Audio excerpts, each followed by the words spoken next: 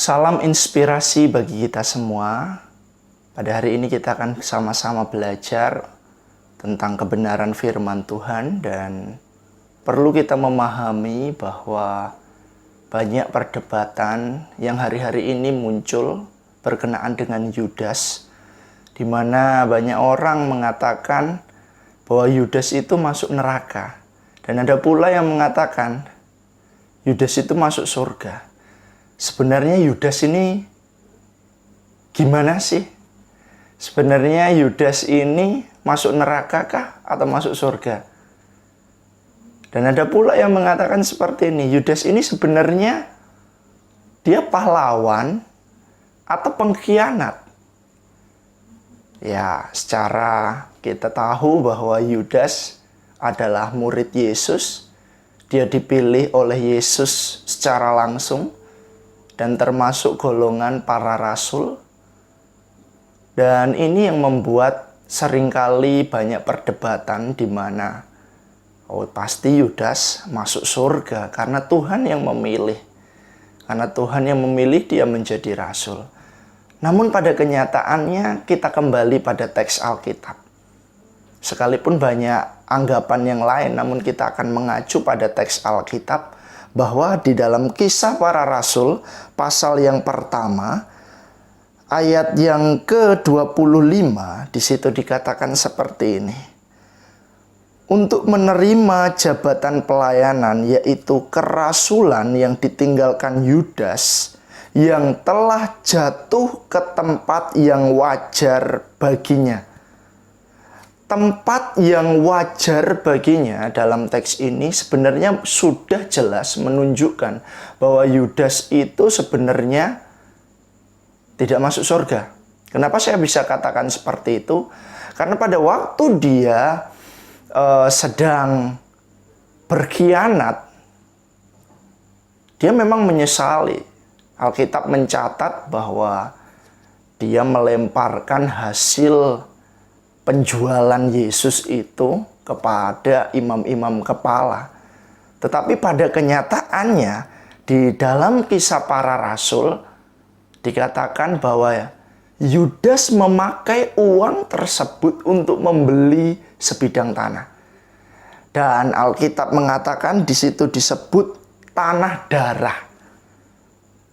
Dan tanah darah ini di sana dia bunuh diri, gantung diri. Bahkan Alkitab mengatakan seperti ini. Yudas ini di dalam Kisah Para Rasul yang pertama ya, ayat yang ke-18. Di situ dikatakan, Yudas ini telah membeli sebidang tanah dengan upah kejahatannya. Garis bawahi kejahatannya. Lalu ia jatuh tertelungkup dan perutnya terbelah sehingga semua isi perutnya tertumpah keluar. Dari sini saja kita sudah bisa mengidentifikasi bahwa Yudas jauh daripada surga. Dan ada satu ayat lagi yang sangat menguatkan. Mari kita buka di dalam Yohanes. Kita buka di dalam Yohanes pasal yang ke-6. Kita buka di dalam Yohanes pasal yang ke-6, ayat yang ke-64. Di situ dikatakan seperti ini. Tetapi di antaramu ada yang tidak percaya. Sebab Yesus tahu dari semula siapa yang tidak percaya dan siapa yang akan menyerahkan dia. Perhatikan kata tidak percaya. Konteks ini menjelaskan di mana pada waktu itu Tuhan Yesus sudah istilahnya Tuhan Yesus mengadakan mujizat, memberi makan 5.000 orang. Itu hanya laki-laki saja dengan 5 roti dan 2 ikan. Tetapi pada kenyataannya orang-orang itu mencari Yesus karena ingin makanan. Dalam arti ia mencari Yesus bukan pribadinya, tetapi untuk kepentingan perutnya. Dan ketika Yesus mengajar kemanapun mereka ikuti. Tujuannya apa? Perut. Dan akhirnya Yesus ngomong seperti ini dengan keras. Di dalam Yohanes pasal 6, ayat 53 dan selanjutnya, di situ Yesus berkata, Aku berkata kepadamu, sesungguhnya jikalau kamu tidak makan daging anak manusia dan minum darahnya, kamu tidak mempunyai hidup di dalam dirimu. Perhatikan kata hidup di situ. Kata hidup di situ diambil dari kata zoe, yang memiliki pengertian hidup kekal, hidup abadi, atau memiliki kualitas hidup yang tinggi, yaitu bersama dengan Tuhan. Di ayat-ayat selanjutnya, Yesus berkata, barang siapa makan dagingku dan minum darahku, ia mempunyai hidup yang kekal, dan aku akan membangkitkan dia pada akhir zaman. Dia mempunyai hidup yang kekal. Barang siapa makan dan minum darah Tuhan Yesus. Dan perkataan ini sontak membuat murid-muridnya ini yang 5.000 yang sekian banyak itu tadi melarikan diri. Dan mereka banyak berkata seperti ini. Perkataan ini keras. Siapakah yang dapat mendengarkannya? Wow. Perlahan-lahan murid-murid, orang-orang yang mengikuti Yesus karena mujizat-mujizatnya tadi, perlahan-lahan mulai meninggalkan Yesus. Dan tinggal hanya 12 saja. Dan ketika 12 ini berkumpul, Yesus pun berkata kepada mereka, kamu gak ikut pergi juga kah? Bahasa sederhananya seperti itu.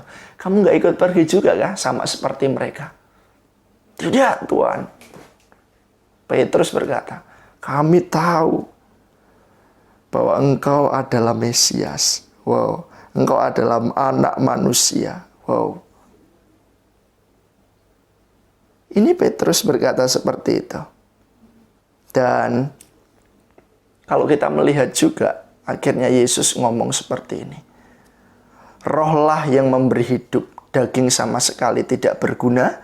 Perkataan-perkataan yang kukatakan kepadamu adalah perkataan roh dan hidup.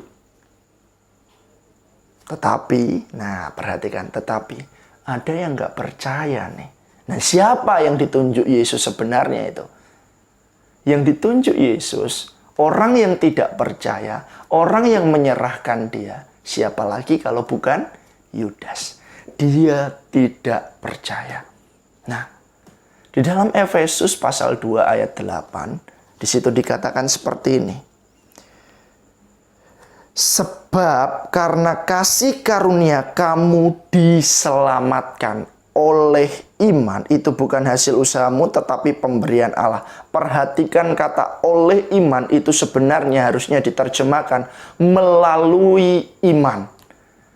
Nah, dari ayat ini saja kita sudah bisa melihat bahwa kunci kita hidup kekal adalah percaya.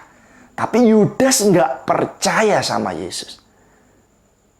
Bapak Ibu bisa menyimpulkan sendiri, saudara teman-teman bisa menyimpulkan sendiri. Dia ini sebenarnya masuk surga atau neraka. Di dalam Yohanes 3 ayat 16 dikatakan seperti ini. Karena begitu besar kasih Allah akan dunia ini sehingga ia mengaruniakan anaknya yang tunggal supaya setiap orang yang percaya kepadanya tidak binasa, melainkan beroleh hidup yang kekal. Sekali lagi, percaya. Yudas nggak percaya.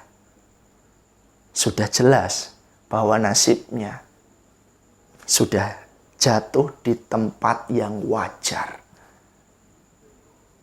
Alkitab memberikan keterangan, berarti dia tidak bersama-sama dengan Tuhan. Karena dia jelas, dia tidak percaya. Nah, oleh sebab itu, Bapak, Ibu, Saudara, teman-teman yang terkasih dalam Tuhan, bagaimana kita bisa menikmati kehidupan yang kekal bersama dengan Tuhan? Percayalah kepada Dia.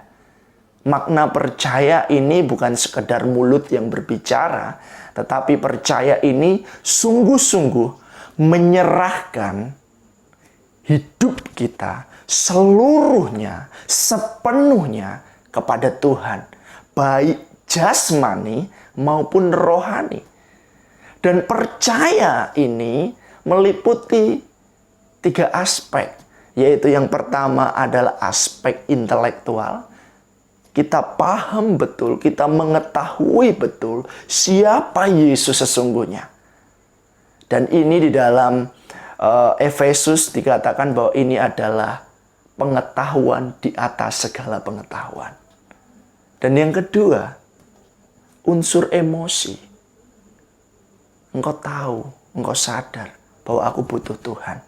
Karena engkau mengetahui Yesus itu siapa, engkau mengetahui dirimu itu siapa, bahwa kita ini manusia pendosa, dan emosinya, aspek emosinya, kita butuh Tuhan untuk diselamatkan. Karena upah dosa adalah maut.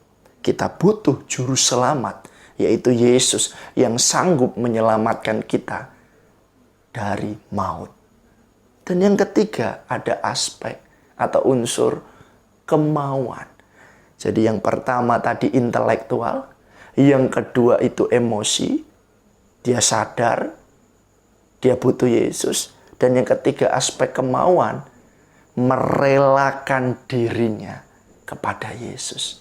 Diserahkan atau menyerahkan dirinya kepada Yesus. Nah, kalau seseorang percayanya seperti ini, saya yakin dan percaya bahwa dia diselamatkan.